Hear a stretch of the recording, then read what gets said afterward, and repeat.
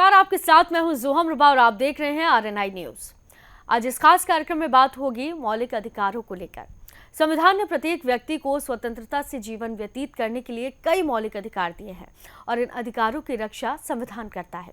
साथ ही भारतीय संविधान की खासियत क्या है और भारतीय संविधान में आपके पास कौन कौन से अधिकार हैं, तो चलिए आपको बताते हैं और कार्यक्रम को शुरू करते हैं।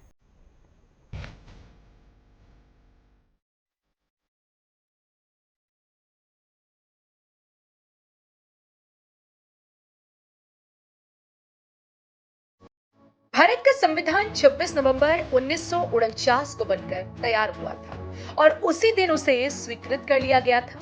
विश्व का सबसे बड़ा लिखित संविधान है भारतीय संविधान। वैसे तो 26 जनवरी 1950 को लागू किया गया था, लेकिन इसे 26 नवंबर 1949 को ही स्वीकृत कर लिया गया था। मौलिक अधिकार उन अधिकारों को कहा जाता है जो व्यक्ति के जीवन के लिए मौलिक होने के कारण संविधान द्वारा नागरिकों को प्रदान किए जाते हैं।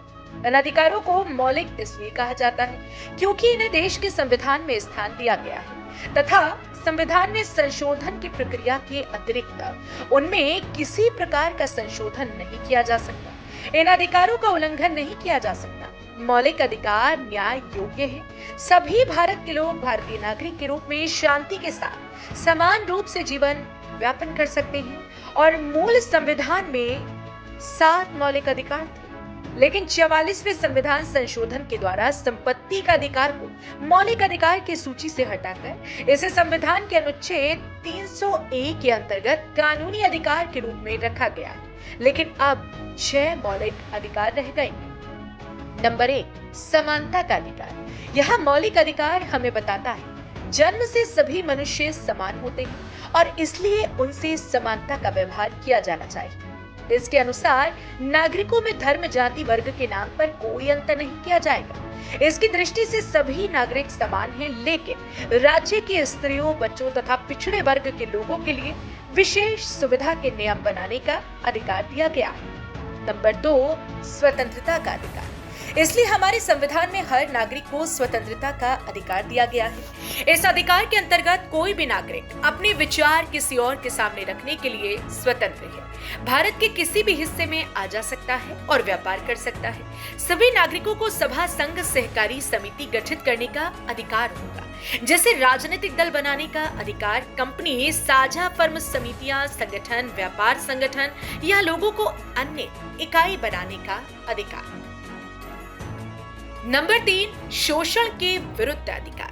गरीबी आदमी को असहाय बनाती है। गरीबी और असहाय की ऐसी परिस्थितियों में कुछ लोग उनका शोषण करते हैं। संविधान के मुताबिक आप किसी भी गरीब आदमी से बिना मजदूरी दिए काम नहीं करा सकते। यदि कोई ऐसा करे तो यह अपराध है और उसे दंडित किया जा सकता है। नंबर 4, धार्मिक स्वतंत्रता का अधिकार। यह मौलिक अधिकार हमें बताता है कि भारत एक धर्मनिरपेक्ष राज्य है।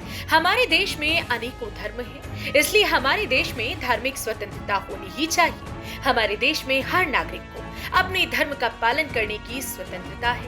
कानून की निगाह में सभी धर्म बराबर हैं और हमें एक दूसरे के धर्म का आदर करना चाहिए।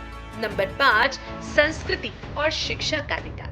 इस मौलिक अधिकार के अंदर किसी भी व्यक्ति को जहां भी वह रहता है वहां की लिपि, भाषा, संस्कृति को सुरक्षित रखने का अधिकार है। किसी भी नागरिक को राज्य के अंदर आने वाले संस्थान से धर्म, जाति या भाषा के आधार पर प्रवेश से रोका नहीं जा सकता। नंबर 6, संवैधानिक उपचारों का अधिकार। यह मौलिक अधिकार सबसे महत्वपूर्ण अधिकार है। हमारे संविधान ने 5 अधिकारों की गारंटी दी है। यह संभव है कि सरकार कुछ विशेष परिस्थितियों में इन अधिकारों का आदर न करे या उनका अतिक्रमण करे। ऐसी परिस्थितियों में एक नागरिक के पास संवैधानिक उपचारों का अधिकार है। इस अधिकार के अंतर्गत कोई भी नागरिक भारत के उच्चतम न्यायालय में सरकार की कार्यवाही को चुनौती दे सकता है। संविधान ने इस न्यायालय को नागरिक के अधिकारों की रक्षा का अधिकार दिया है। भारतीय संविधान की खासियत। भारतीय संविधान दुनिया का सबसे बड़ा संविधान है। संविधान की मूल कॉपी अंग्रेजी भाषा में हाथ से लिखी गई है। संविधान को तैयार होने में 2 साल 11 महीने और 18 दिन लगे।